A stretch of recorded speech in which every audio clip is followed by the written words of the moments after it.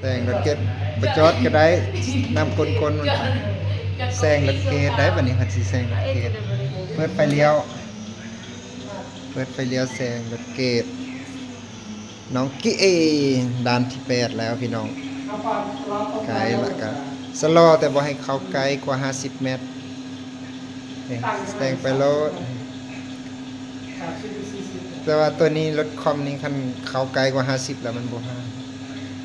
ต้องได้กอบ3 รอบกันจังค่อย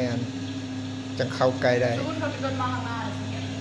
กับจอดให้เขาไปก่อน ที่ไปได้ซื้อมาสมบูรณ์ตัวห้องเขียนในเจ้าเทสในนั้นพูดถึงนะตอนนี้30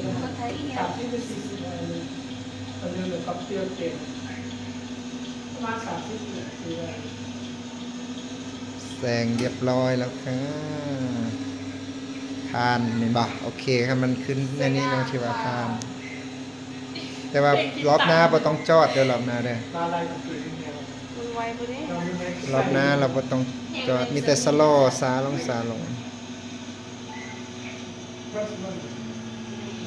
พวกน้ำพริกในสัญญาคือให้สกินเป็น สาวหน้าใส